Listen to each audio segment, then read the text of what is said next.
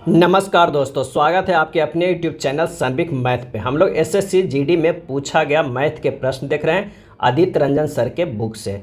आज का जो चैप्टर है वो प्रतिशत का है, वो पार्ट 3 है। इससे पहले 1 से 84 तक के प्रश्न को देख चुके हैं। अगर आप नहीं देखें तो प्लेलिस्ट बना हुआ है, आप जाकर देख सकते हैं। आज 85 से आखिरी प्रश्न तक करेंगे। तो आइए शुरू करते हैं 85 नंबर प्रश्न के। कह रहा है कि 2022 में शहर ए की जनसंख्या 62,500 थी। एक वर्ष बाद शहर ए की जनसंख्या बढ़कर 75,000 हो गई। जनसंख्या में प्रतिशत वृद्धि कितनी हुई? यानी 62,500 से 75,000 हो गया एक साल में, तो ये वृद्धि कितनी हुई है? तो प्रतिशत वृद्धि बराबर जो हो जाएगा, प्रतिशत वृद्धि बराबर कितना हो जाएगा? 75,000 बढ़ के चला गया, पहले कितना था 62,500 में, तो ये घटा देंगे। जितनी जनसंख्या बढ़ा है उसमें शुरुआत की जितनी जनसंख्या है उससे भागा दे देंगे और 100 से गुना कर देंगे तो हमें परसेंटेज में मिल जाएगा। तो बढ़ा है 12,500 भागा 62,500 गुना 100। जब इसे काट पीट कीजिएगा तो ये 20% आ जाएगा। कितना? 20%। आंसर जो हमारा आ जाएगा वो बी आ जाएगा। अगले प्रश्न पे चलते हैं। एक कस्बे की जनसंख्या 5% प्रति वर्ष की दर से बढ़ रही है। यदि वर्तमान में जनसंख्या 16,000 है तो 2 वर्ष बाद जनसंख्या कितना हो जाएगा? 2 वर्ष बाद है तो कितना है? 16,000 जो है वो जनसंख्या है। 5% के से वृद्धि हो रहा है, यानी 105/100 हो रहा है एक साल में। दूसरे साल में भी 105/100 हो रहा है, यानी हो गया ये 16,000। गुना इसे काटिएगा तो 21 बार में, ये 20 है, ये 21 या 20 है। अगर आप डायरेक्ट भी कर सकते थे 21/20 गुना 21/20। जब इसे काट पीट कीजिएगा तो ये 2 शून्य से 2 शून्य हो जाएगा, ये हो जाएगा 80 और ये फिर से 40 हो जाएगा। जब इसे गुना कीजिएगा तो आंसर हो जाएगा 17,640। क्या हो जाएगा? 17,640 आ जाएगा, यानी डी आंसर हो जाएगा। और यहाँ पर देख सकते हैं ये 21 और 7 का गुणज है कि नहीं, इससे भी चेक कर सकते हैं, लेकिन ये जो है वो फिक्स मेथड है। इतना हो जाएगा 17,640। अगला 87 नंबर प्रश्न है कि एक दशक में एक कस्बे की जनसंख्या 1,45,000 से बढ़कर जो हो जा रहा है वो कितना हो जा रहा है? 2 लाख हो गया है। तो प्रति वर्ष जनसंख्या की साधारण वृद्धि दर प्रतिशत क्या हो जाएगा? तो 10 वर्षों में कितना बढ़ गया है? तो 2 लाख जो है कितना हो गया? 2 लाख बढ़ गया है। और कितना पहले था? 1,45,000। तो बढ़ोतरी जो हुआ है वो 55,000 का हुआ है। तो एक वर्ष में वृद्धि जो होगा वो कितना होगा? तो यहाँ पर से हो जाएगा 55,000 बटा 1,45,000 गुना 100% बराबर जो हो जाएगा कितना? 110/29। कितना हो जाएगा? 110/29, यानी हो जाएगा 3.793। क्या होगा? 3.793 हो जाएगा। ये जो वृद्धि आया था वो कितने 10 वर्षों में आया था। तो एक वर्षों पे हमें निकालना हुआ, तो एक वर्षों में जो हो जाएगा वो कितना हो जाएगा? तो इस पे जो है 55,000 के, तो ये हो जाएगा 5500 ही होगा। तो यहाँ पर जो एक शून्य है वो ज़्यादा पड़ गया है। 5500 भागा इतना गुना इतना बराबर 110/29, यानी 3.793। यही जो है हमारा आंसर हो जाएगा। ऑप्शन जो है वो सी हो जाएगा। क्या है? एक वर्षों में जो है हमें ज्ञात करना है तो 5500 हो जाएगा। और 10 वर्षों में कितना था? 55,000 था। चलिए अगले प्रश्न पे टाइप 8 का देखते हैं। 3 उम्मीदवारों ए, बी और सी के बीच एक चुनाव में 80% पंजीकृत मतदाताओं ने मतदान किया और सभी वोट वैध थे। 80% जितने भी वोट पड़े सभी वैध थे। उम्मीदवार बी को ए से 50% कम वोट मिले और बी और सी द्वारा प्राप्त वोटों की संख्या के बीच का अंतर 10,000 था। यदि बी को सी से 10% अधिक वोट मिले तो मतदान सूची में पंजीकृत मतदाताओं की जो है वो संख्या कितनी थी? यहाँ देखते हैं कि 50% मतलब क्या हो गया? 1/2। और 10% को क्या जानते हैं? 1/10। अब यहाँ ए अनुपात बी अनुपात सी कर देते हैं। अगर मान लिया कि ए को कितना मिला है? 22 मिला है, तो बी को कितना मिलेगा? 11 मिलेगा। और इसका अगर 11 मिला है, क्यों? तो इस सी को कितना है? 10 है। यहाँ से किया गया है 10 को अगर है तो 11 है। क्या है? ये दोनों को जोड़ के बी को 11 मिला और इससे तो ज़्यादा मिला है, 50% ही है बी ए का, तो ये 22 हो जाएगा। यानी इन दोनों का डिफरेंस जो है 1 इकाई का है, 1 इकाई का।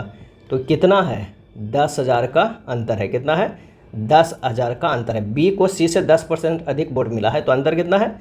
10,000 है। तो कुल वैध मत कितना हो गया? कुल वैध मत बराबर हो गया 22 इसका, 11 बी का और 10 जो है सी का, यानी 43 इकाई। 43 इकाई बराबर कितना हो जाएगा? 10,000 है तो 43 पे गुना 10,000 कर दीजिए, एक इकाई का जो है, तो ये हो जाएगा 430,000 यानी 4 गो शून्य, यानी इतना हो गया। अब इतना तो है वो क्या है, वोट पड़ा है। तो कुल पंजीकृत जितना भी पंजीकृत हुआ था x गुना 80% ही पड़ा है ना, 80/100 बराबर कितना 4 3 और उस पर कितना शून्य 4 शून्य, x का मान निकल जाएगा तो 430,000 गुना 100 बटा कितना हो जाएगा 80। जब इसे कैलकुलेट कीजिएगा तो 53750 आएगा। समझ में? कुल जो है इकाई तो एक इकाई बराबर दिया हुआ है, क्योंकि इन दोनों का अंतर जो है वो एक है। 10 11 22 कैसे लिखें, तो 1/10% है बी और सी के अंतर में। अगर सी को 10 मिला है तो ए को कितना, बी को कितना मिलेगा 11 मिलेगा, और ए को तो इससे दुगना मिलना चाहिए, तो यही 22 किया गया है। 22 + 11 + 10 कितना हो गया 43 हो गया। 43 इकाई हमें निकालना है कुल वैध वोट।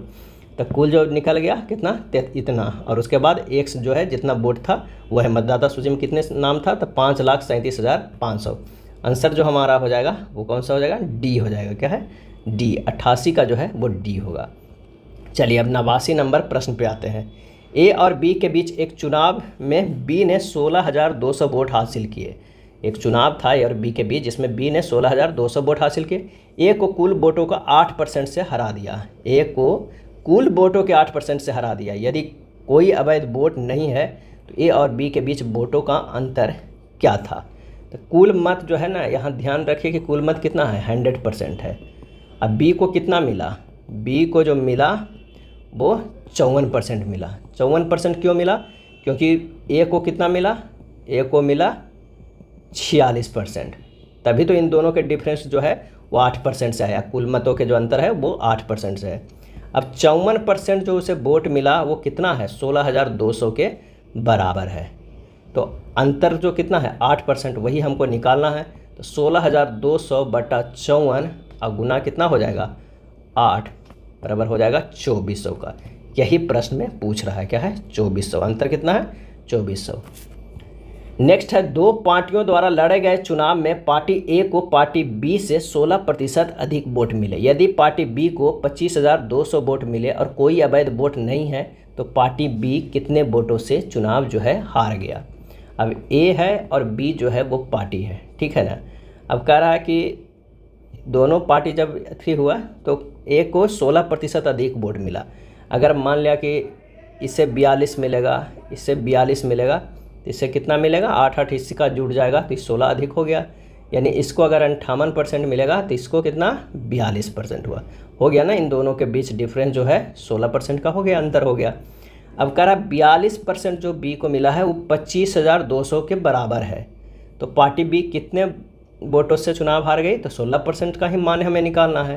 तो 25,200 बटा 42 गुना 16 बराबर हो जाएगा 9600 मत। कितना हो जाएगा 9600।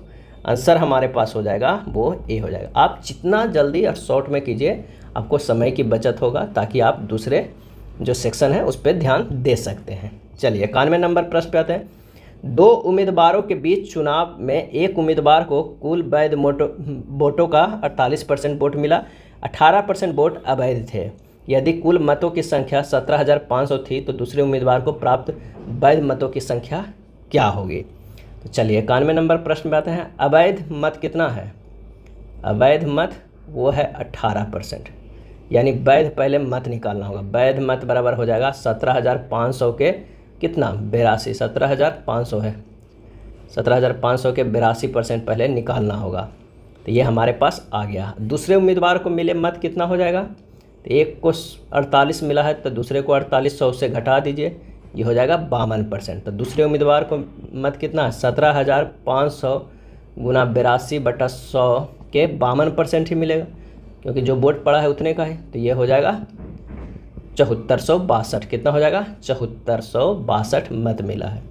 एक और है, इसमें 52 और 13 के गुणज भी कीजिएगा तो हमारा 52 जो % है 13 की कीजिएगा तो जो गुणज है वो भी, तो आंसर जो हमारे पास हो जाएगा वो सी हो जाएगा 7462। एक और भी मेथड है, ये भी सोल्व कर सकते हैं। कुल मत कितना है 17,500, यानी 100 वोट जो है इकाई बराबर 17,500 है। उसमें से -18% जो है वो घटा दीजिए, यानी 82। 82 में एक को मिला है कितना एक को मिला है 48% वोट मिला है और एक को मिला है 52%। 48% और 52% मिला है। तो देखते हैं 82 का 48% जो होता है ना 39 दशमलव जो होता है 36, और 52% जो होता है 42.64 होता है। क्या है? 42.6। और इस 100 का ये कितना गुना है? 175 गुना है, तभी तो 17500 हो जाएगा। तो 52% वाला हमें वोट निकालना है, तो 52% 42.64 है, इसमें गुना कर देंगे 175 से, तो आंसर आ जाएगा 7462। तो यही जो हमारा है आंसर आ जा रहा है सी। तो कई मेथड है, आपको जो आसान लगे वो बना सकते हैं। चलिए 92 नंबर प्रश्न पे आते हैं। दो उम्मीदवारों के बीच चुनाव में जिसे 64% वोट मिलते हैं वह 4340 वोटों के बहुमत से चुना जाता है। कुल पड़े वोटों की संख्या कितनी है, यह मानते हुए कि डाले गए सभी वोट जो है वो वैध है। यानी हमारे पास जो है वो पहले उम्मीदवारों को 64% वोट मिला, तो दूसरे उम्मीदवार को कितना मिलेगा? दूसरे को तो निश्चित है कि 36% ही मिलेगा। अब अंतर दोनों का कितना है? 64 माइनस 36 बराबर कितना हो जा रहा है? 4340 वोट। यानी ये हो जाएगा 28% का जो अंतर हो रहा है वो है 4340 का। तो कुल मत यानी 100% बराबर क्या हो जाएगा? तो ये हो गया 4340 बटा 28 से भागा गुना 100 कर दीजिएगा तो आ जाएगा 15500। क्या हो जाएगा? 15500। तो आंसर ए हो जाएगा। एक मेथड तो ये है। दूसरा मेथड ये है कि 100 टोटल इकाई है, इसमें एक को 64% मिला है और एक को मिला है 36%। इन दोनों का अंतर जो है वो क्या है? 28 है। तो 28 बराबर हो जाएगा 4340, तो 100 इकाई बराबर हो जाएगा 15500। आप जैसे भी निकालिए दोनों लगभग एक ही प्रोसेस है, आंसर हो जाएगा ए। एक चुनाव में दो उम्मीदवार ए और बी थे। निर्वाचन क्षेत्रों में मतदाताओं की कुल संख्या जो है 90,000 थी। कुल मतों का 70% मतदान हुआ। यदि मतदान में से 60% वोट ए के पक्ष में पड़े तो बी को कितने वोट मिले? तो सबसे पहले तो 90,000 टोटल वोट था, उसमें पड़ा 70% ही, 70%। बी को मिले कुल मतों की संख्या कितनी है? तो यदि मतदान में 60% वोट ए को मिला तो बी को मिलेगा कितना? 40% ही मिलेगा।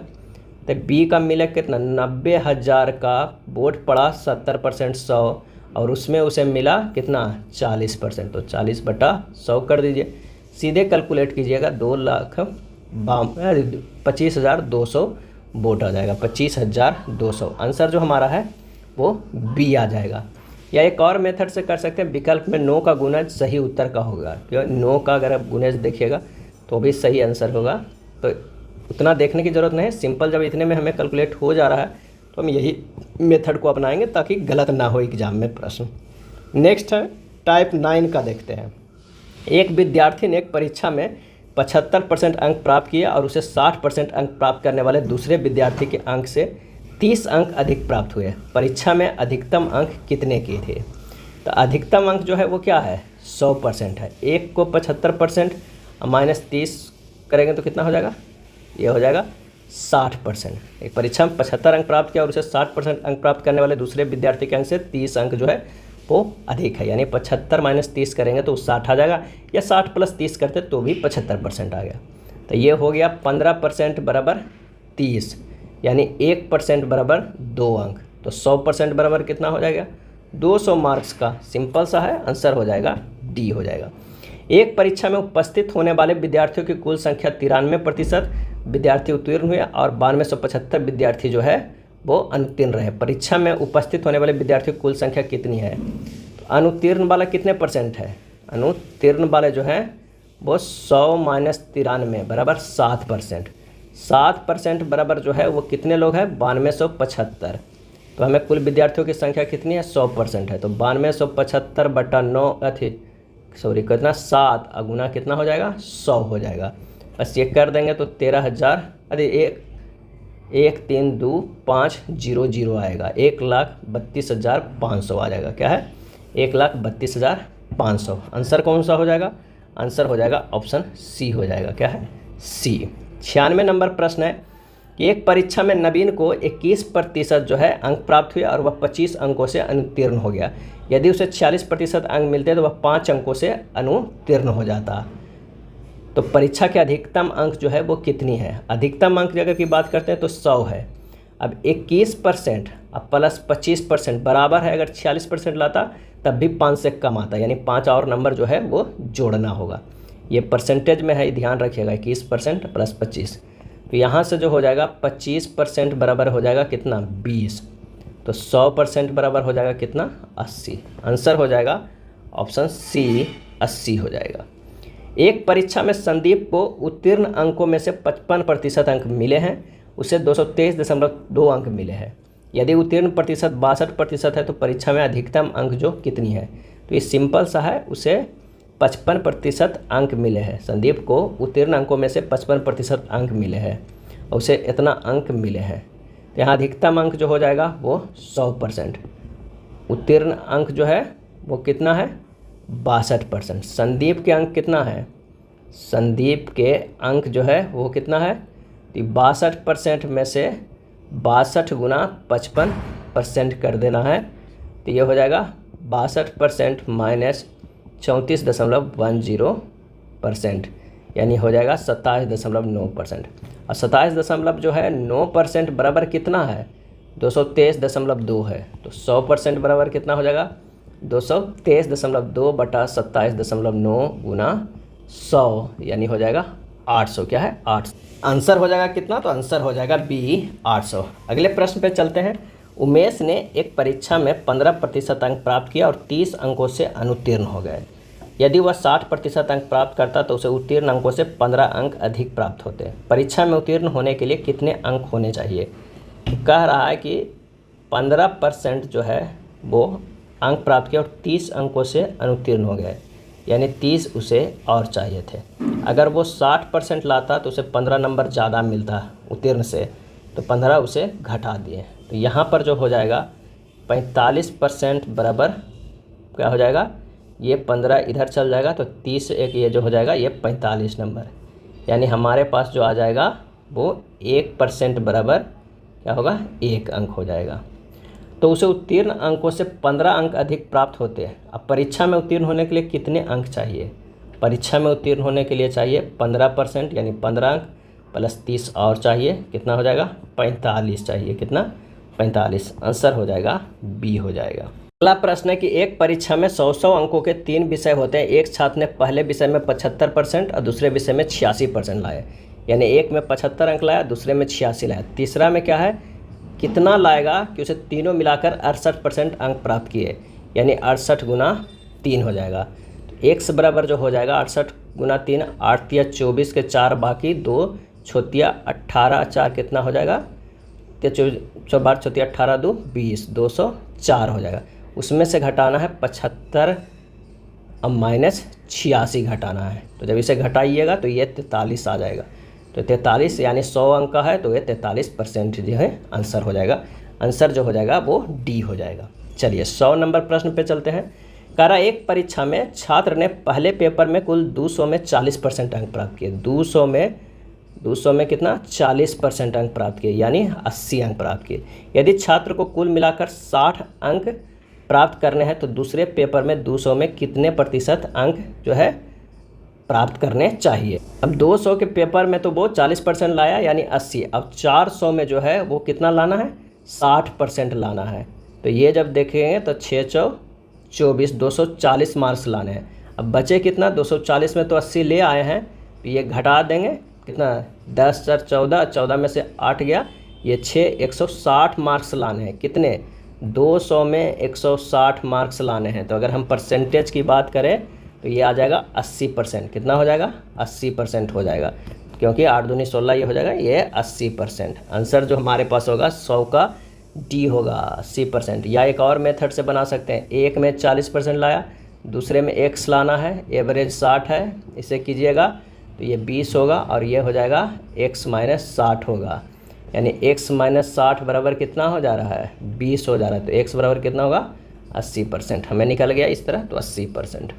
अगला प्रश्न है कि एक उम्मीदवार जो 50% अंक प्राप्त करता है वह 100 अंकों से अनुत्तीर्ण हो जाता है, लेकिन दूसरा जो उम्मीदवार है जिसने 78% अंक प्राप्त किए हैं उसने उत्तीर्ण अंकों से 30% जो है वो अधिक अंक मिलते हैं। तो अधिकतम अंक जो है वो क्या है। तो यहाँ से जो है ऑप्शन से थोड़ा सा करने में आसान होगा, क्योंकि ऐसे कीजिएगा थोड़ा लंबा जाएगा। अगर ऑप्शन 1 पकड़ते हैं, मान लें कि 1000 लेते हैं, 1000 पूरा है, उसका 50% कितना हो जाएगा 500 हो जाएगा, लेकिन वो कितने से है 100 नंबर से पिछड़ जाता है, यानी टोटल जो है उत्तीर्ण होने के लिए 600 नंबर चाहिए। एक है 78% अंक प्राप्त किया है, क्या है 78%, यानी 780 जो है 1000 के 78% कितना हो जाएगा, ये हो जाएगा 780 अंक प्राप्त किए, और वो उत्तीर्ण अंकों से 30% अधिक है। उत्तीर्ण तो कितना होना चाहिए 600, और इससे 780 जो है वो 30% आना चाहिए। तो 600 के अगर 30% आप निकालते हैं तो कितना हो रहा है 180। तो 180 600 में जोड़िएगा तो आ जा रहा है 780, ये आ रहा है 780, यानी हम सेटिस्फाइड हो रहा है। आंसर जो हमारा हो जाएगा वो कौन सा हो जाएगा, डी हो जाएगा। इस तरह निकालिएगा तो आसान होगा, वरना अगर उस तरह कीजिएगा तो थोड़ा सा लंबा जाएगा। नेक्स्ट प्रश्न है टाइप 10 का। रमेश का वेतन रमन के वेतन से जो है वो 20% अधिक है। यदि रमेश 33,750 रुपये बचाता है तो उसके वेतन का 75% है, तो रमन का वेतन कितना है। यानी यहाँ पर अगर लिखे रमेश है और ये रमन है, अगर रमन के वेतन से 20% अधिक है तो रमेश का कितना है 120 है, तो रमन का कितना है 100 है। ये आय की बात कर रहे हैं। बचत जो है वो हो रहा है कितना, वो 75% हो रहा है। 75% जो है वो बचाता है कौन, तो वो बचाता है रमेश। तो 120 गुना 75% बचाता है, यानी हमारे पास जो हो गया 120 गुना 75 बटा 100 करेंगे तो ये हो जाएगा 90 होगा, या 120 के 75% कितना है 90 होगा। 90 इकाई बराबर दिया हुआ है 33,750 दिया हुआ है। तो रमन की आय कितनी है, रमन की आय जो है मैंने वेतन वही आय कितनी है, तो वो है 100 इकाई। तो 100 इकाई निकल जाएगा 33,750 बटा 90 गुना 100 बराबर कितना हो जाएगा, ये हो जाएगा 37,500। क्या है 37,500।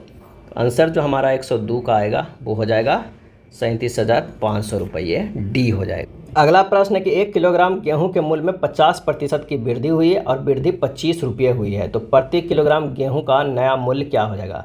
50% के जो वृद्धि हुई यानी 1/2 के, कीमत 2 से जो हो गया है 3 हो गया है।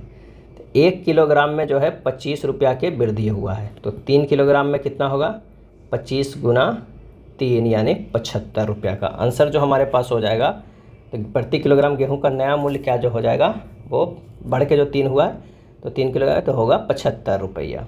एक्स, वाई और जेड 3 छात्र हैं। एक्स को वाई से 40% अधिक है और जेड से 20% कम अंक प्राप्त हुए।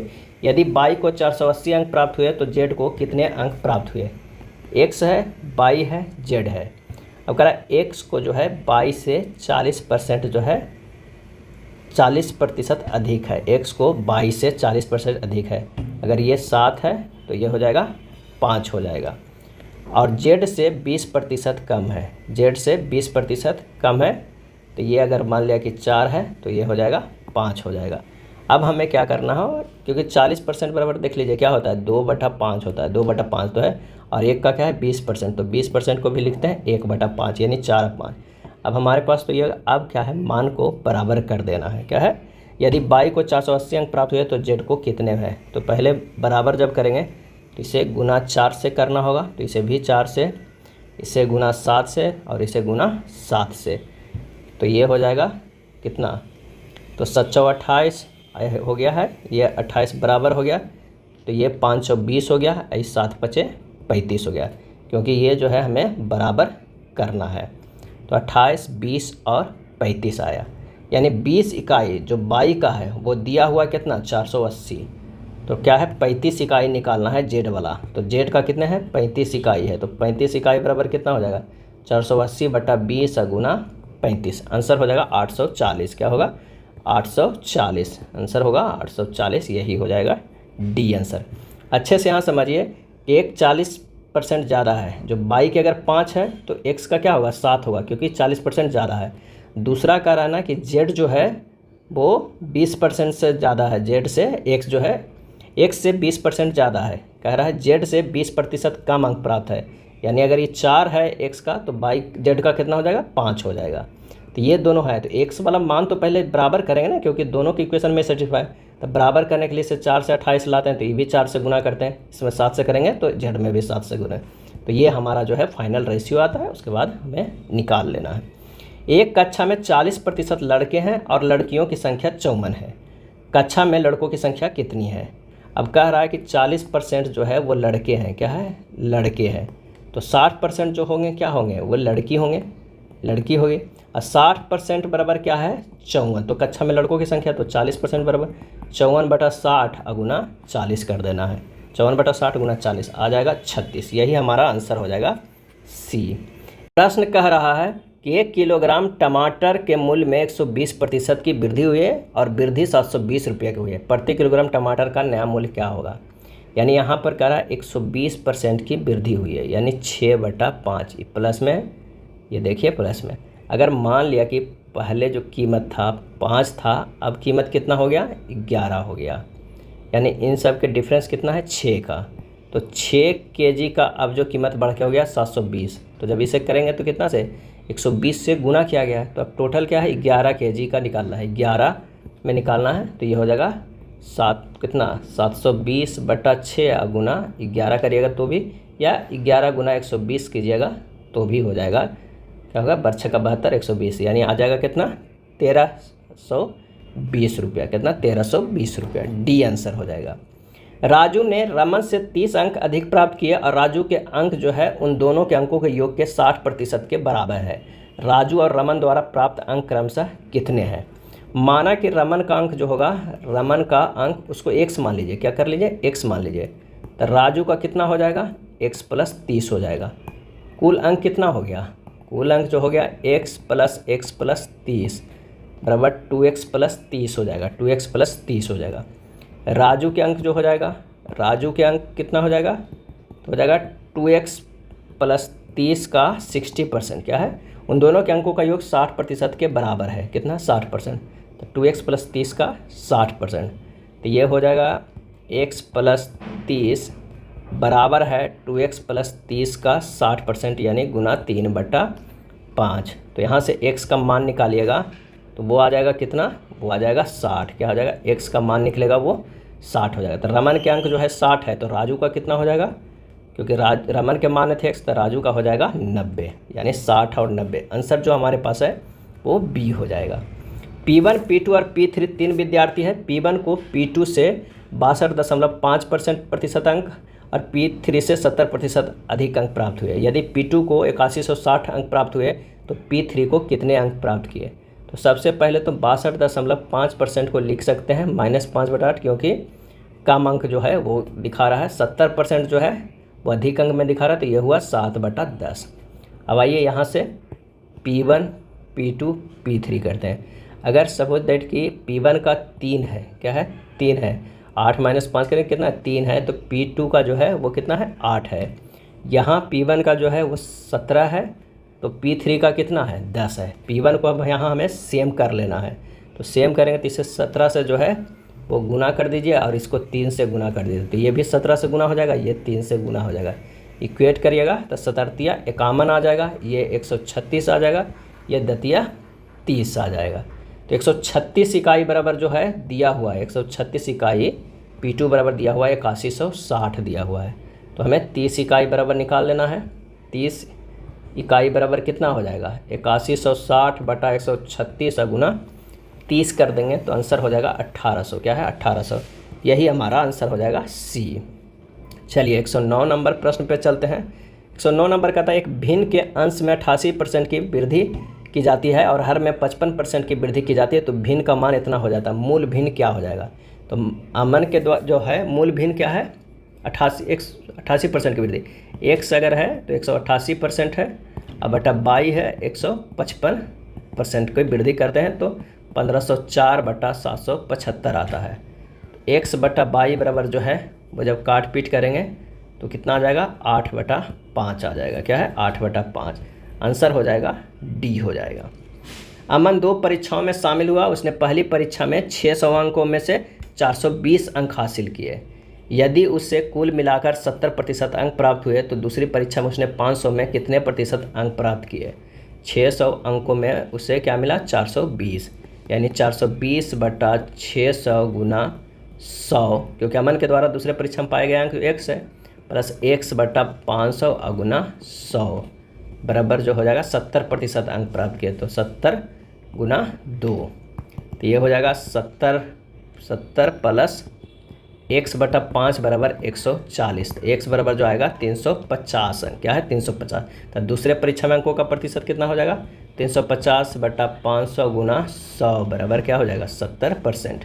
आंसर जो हमारे पास हो जाएगा बी हो जाएगा। क्या है कि अमन के द्वारा दूसरे परीक्षा में x प्राप्त किया गया और 420 अंक हासिल किया कितना में 600 में। तो ये हो गया। अब प्लस क्या है x अंक जो परीक्षा में क्या है दूसरे परीक्षा में पाए गए x बटा 500 गुना 100 है। ये बराबर हो जा रहा है 70% अंक प्राप्त किए हैं। कुल मिलाकर कितना 70%। तो 70 गुना 2। तो इस तरह सोल्व किया हमारा आ गया है 70%। 25 कुर्सियों के मूल्य 20 मेजों के मूल्य से 80% अधिक है। यदि 22 मेजों का मूल्य 10,648 रुपये है तो 50 कुर्सियों का मूल्य क्या हो जाएगा। अब यहाँ पर कह रहा है कि 22 टेबल है ना, 22 जो है वो टेबल का कीमत है 10,648। एक टेबल का कीमत कितना हो गया 484 रुपया। पहले ये निकाल लीजिए। अब कह रहा है 25 जो है कुर्सी बराबर 20 टेबल का मूल्य से 80% अधिक है। क्या होगा गुना 180%। तो 25 कुर्सी बराबर जो हो जाएगा 20 टेबल गुना 180 बटा 100। ये 180% है। तो ये होगा 20 टेबल गुना 180 बटा 100। यहाँ से आ जाएगा 25 कुर्सी बराबर 36 टेबल। क्या हो जाएगा 36 टेबल आ जाएगा। तो 25 जो है कुर्सी बराबर हो जाएगा 36 और टेबल एक टेबल का कीमत 484 रुपया। यानी हमारे पास जो आ जाएगा कितना तो ये होगा 17,424। ये 25 कुर्सी का। 50 कुर्सी का सीधे दुगना हो जाएगा 34,848। 34,800 कितना हो जाएगा 48। आंसर जो हो जाएगा वो बी हो जाएगा। चलिए 112 नंबर प्रश्न देखते हैं। 112 नंबर प्रश्न में कह रहा है कि 30 पुरुष और 25 जो है पुरुष 25 वर्ष से अधिक आयु के हैं 30%, 80% 50 वर्ष से कम या उसके बराबर आयु के हैं। फुटबॉल जो है वो सभी पुरुषों में से 20% द्वारा खेला जाता है। यदि 50 वर्ष से अधिक आयु के 20% पुरुष फुटबॉल खेलते हैं तो कितने प्रतिशत फुटबॉल खिलाड़ी 50 वर्ष से कम या उसके बराबर उम्र के हैं। बस इस प्रश्न में कन्फ्यूजन किया गया है। माना कि कुल आदमियों की संख्या कितनी है 100 मान लीजिए। अब दिया हुआ है आयु वर्ग में, देखिए ये हुआ आयु वर्ग और ये हुआ व्यक्तियों की संख्या। अगर जो है लेस देन 25 है वो 30% है, ग्रेटर इक्वल देन जो है 25 है वो 80% है ना। 50 वर्ष उससे कम क्या है 80% है। और लेस देन 50 वर्ष के अगर की बात करें तो कितनी है 20% द्वारा खेला जाता है। तो ये 20%। कुल फुटबॉल खिलाड़ियों की संख्या कितनी है तो 20 है। कितना है कुल फुटबॉल खिलाड़ियों की संख्या जो है वो 20 है। तो प्रश्नानुसार 50 के ऊपर के खिलाड़ियों की संख्या कितनी होगी 20 बटा 100 गुना 20 बराबर 4। क्या हो जाएगा 4 हो गया, क्योंकि कुल आदमियों की संख्या जो है हम 100 माने हैं। तो फुटबॉल खिलाड़ियों की संख्या 20 हो जाएगा। तो ये हो जाएगा 4। 50 वर्ष से कम आयु के बराबर कितने खिलाड़ी हो गए तो 20 में से 4 घटा देंगे हो जाएगा 16। ये कितने परसेंट हो जाएगा 16 बटा 20 गुना 100 बराबर ये 80% के बराबर हो जाएंगे। तो यही तो प्रश्न में कह रहा है। तो आंसर जो हो जाएगा वो बी हो जाएगा। बस इसे 2 बार स्टेटमेंट को पढ़िएगा तभी हमें आंसर मिलेगा। एक विक्रेता ने अपने पास मौजूद 40% संतरे बेच देता है और शेष 10% फेंक देता है। अगले दिन वह शेष 50% बेच देता है और शेष फेंक देता है। विक्रेता अपने संतरे का कितना प्रतिशत फेंक देता है। तो विक्रेता अपने पास मौजूद 40% संतरे बेच देता है। यानी अगर मान लें कि 100 संतरा है, ठीक है ना, तो शुरू में क्या करता है कि 40 को बिक्री करता है और शेष का 10% जो है वो फेंक देता है। तो अब 6 को ही फेंकता है ना, क्योंकि शेष 60 बचता है उसका 10% फेंक दिया यानी 6 फेंक दिया। अगला अब 46 हो गया, अब बचा उसके पास 54 का 50% बेच देता है। यानी वो कितना बेच देता है 28 बेच देता है। अरे सॉरी 28 होगा कितना 27 होता है, 27 बेच देता है। और अब वो फेंकेगा कितना 54 में से 27 वो बेच दिया और बाकी शेष को फेंक देता है। तो 27 को तो फेंक देता है, तो टोटल फेंका 27 और 6 कितना हो जाएगा ये हो गया 33। क्या है 33 जो है वो फेंक चुका है। तो वो परसेंटेज जो होगा 33 बटा कितना 100 गुना 100 बराबर 33% जो है वो फेंक दे रहा है। आंसर जो हमारे पास है वो सी हो जा रहा है। क्या होगा सी होगा। चलिए अब देखते हैं 114 नंबर प्रश्न। क्या है 114 नंबर प्रश्न। 114 नंबर और ये आखिरी प्रश्न है। वीर ने 1800 रुपया में 200 अमरूद खरीदे हैं। इनमें से कुछ अमरूद सड़ चुके होते हैं और उन्हें फेंक दिया जाता है। वह बचे हुए अमरूदों को 14 रुपये प्रति अमरूद पर बेचता है और 230 रुपये का लाभ कमाता है। फेंके गए अमरूदों को प्रतिशत क्या है। क्रय मूल्य पहले क्या है, क्रय मूल्य है 1800, अब विक्रय मूल्य क्या हो जाएगा, क्योंकि उसे 230 रुपया का लाभ हुआ है तो विक्रय मूल्य हो गया 2030। जोड़ दिए हैं, क्रय मूल्य 1800 प्लस 230 जोड़ दीजिएगा तो ये हो जाएगा 2030 हो जाएगा। अब बेचे गए अमरूदों की संख्या जो है 14 रुपये पर अमरूद, तो 2030 में अगर 14 होगा तो कितना, 145 अमरूद। 145 बेचा है, फेंका कितना है, तो 200 था, तो 200 में से 145 घटा दीजिएगा तो 55 अमरूद जो है वो फेंका है। कितना परसेंट हो गया, 55/200 अगुना 100 यानी 27.5%। 27.5%। आंसर जो हो जाएगा वो ए हो जाएगा। ये था परसेंटेज का आखिरी वीडियो, एसएससी जीडी में पूछा गया प्रीवियस ईयर का प्रश्न। अगर वीडियो अच्छा लगा हो तो लाइक एंड शेयर कर दिएगा। धन्यवाद।